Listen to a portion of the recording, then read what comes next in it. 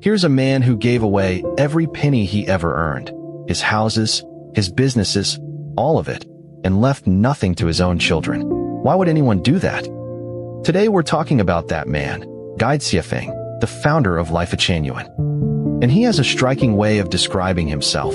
He says he is nothing more than a stepping stone. Xuefeng, legal name Zhang Zifen, also called Hundun Grass, is the founder of Lifechanyuan and the life guide of the Chanyuan Celestials. And yet he insists he is just one celestial among equals. His words, "All glory belongs to the greatest creator. I'm only a stepping stone. Once the door is knocked open, you face the creator directly, and you no longer need me." This is Xuefeng himself. For all he would later set in motion, his beginning was remarkably ordinary. He was born in 1957 into a poor farming family in Gansu, in western China. He worked as a village accountant and a fitter, taught English, surveyed for minerals, and ran businesses in Zimbabwe for 16 years. He never had a master, he taught himself, and he loved music, flute, harmonica, a cheerful old soul. In his younger years, he was simply an ordinary man. So what changed him? A car accident.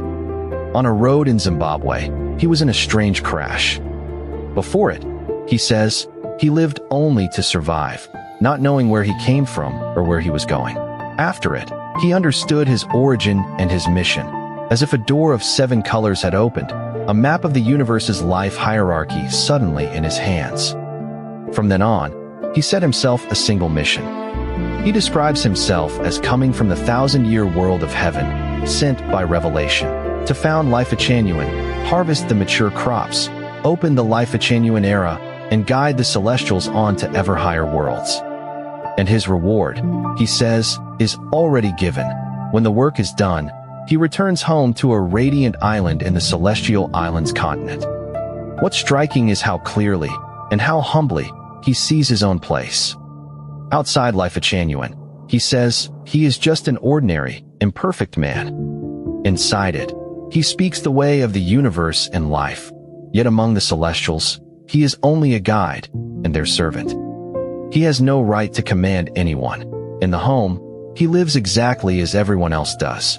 The only leader of Lifechanyuan is the greatest creator. His life, you could say, was won through 2 prison breaks. The first, walking out from behind government walls, ending nearly 15 years as a civil servant, and Lifechanyuan was born. The second, in 2017, walking out from behind the nation's walls, leaving China, the step that preserved Lifechanyuan and made Civilization 3.0 possible. Because, he says, no new civilization is born under pressure. It grows only in the soil of freedom. After leaving China, he settled in Canada, living, as ever, a plain and ordinary life. Everything Lifechanyuan stands on rests in 3 great books. The Chanyuan corpus begins with the birth of the universe and re-examines the great scriptures of history, a rare book of the ages. The Xuefeng corpus gathers 20 years of his writing, his thought at its most direct and true. And the 800 values for the new era human being distills them both, called the Canon of the Civilization 3.0 era. How large is this system? It is self-consistent, without contradiction, and it spans nearly every field. From a view of the greatest creator and the cosmos, to a view of life and of living. A universe of 20 parallel worlds and 36 dimensions, life as a structure that never dies, a life spent in pursuit of joy, freedom, and bliss. And above it all, Hundun thinking, Civilization 3.0, and his ideas about AI. Theory alone wasn't enough, he turned it into reality. Around 2003, he began writing in Africa. On April 18, 2009, the first second home was founded in Taiyuan, China. Today, 21 homes, nearly 2,000 people, over 36 million yuan, all freely given.